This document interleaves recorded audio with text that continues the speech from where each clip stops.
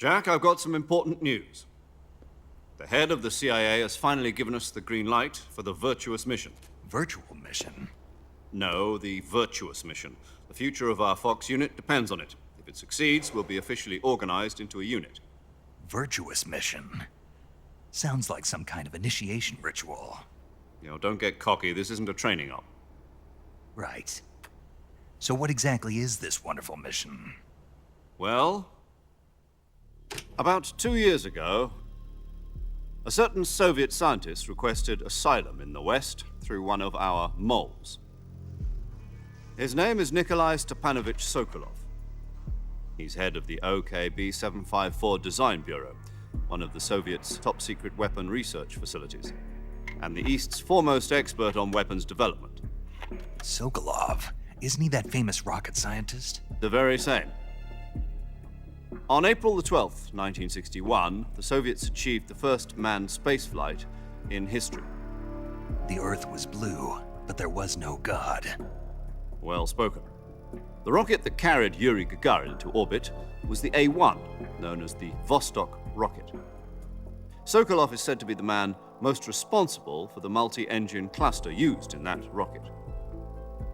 After Gagarin's flight, Sokolov left rocket development to become the head of the newly established Design Bureau. From a lowly technician to head of a design bureau, that's quite a success story, so why'd he want to defect? It seems he'd become afraid of his own creations. Afraid? Call it a crisis of conscience. And for that, he left his country and his family behind and went over the fence? Not exactly. One of his conditions was that his family was also to be taken safely to the West. We used a mole to get the family out first and succeeded in sneaking Sokolov over the Berlin Wall shortly afterwards. I was the one who conducted the operation. The security on the eastern side was still full of holes back then. Then what? We got Sokolov over in one piece, but the whole ordeal had left him exhausted, and we checked him into a hospital in West Berlin. It took him 2 weeks and more than 600 miles to get from the research facility in the Soviet Union to Berlin. He was in no condition to say anything coherent. And it was only a week later that we had something much bigger on our hands. The Cuban Missile Crisis. October the 16th, 1962, President Kennedy received word that the Soviets were in the process of deploying intermediate-range ballistic missiles in Cuba. The President demanded that the Soviets dismantle and remove the missiles. At the same time, he announced a naval blockade to prevent further missile shipments from reaching Cuba.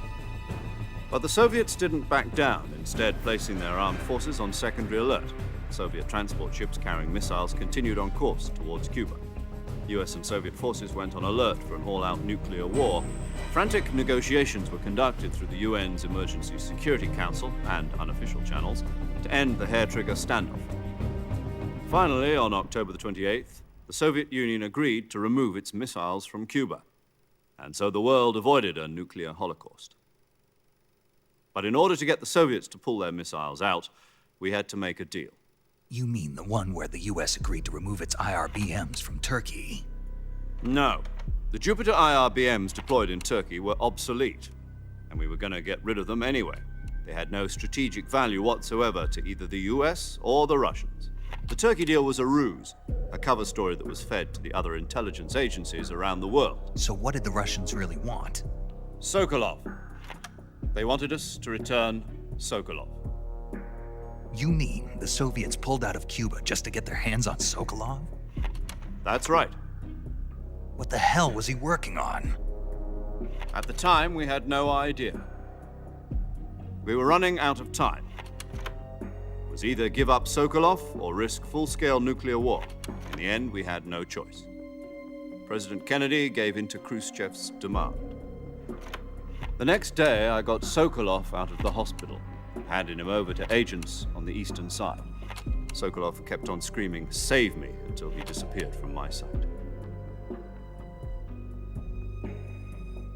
Then a month ago, we received some new information from one of our moles.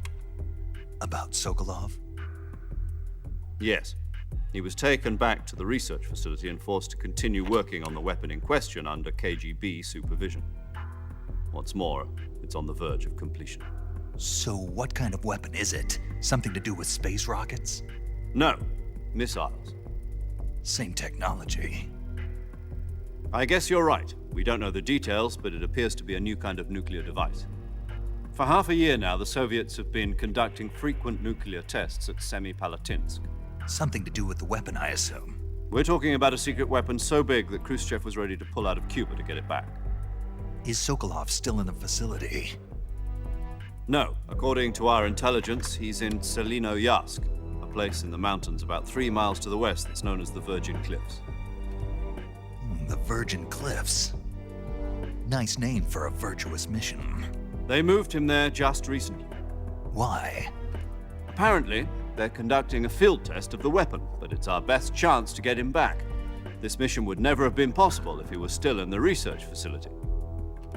This is our last chance. Sokolov must have known that too when he contacted us.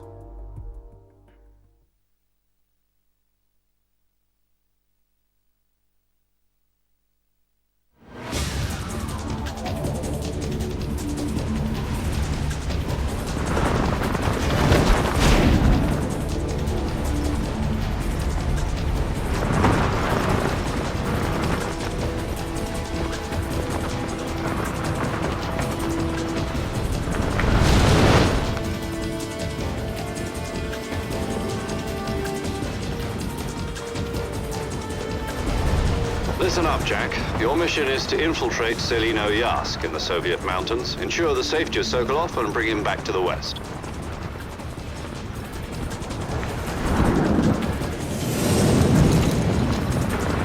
If we don't get Sokolov back before that weapon is complete, we'll be facing a major crisis. The clock is ticking.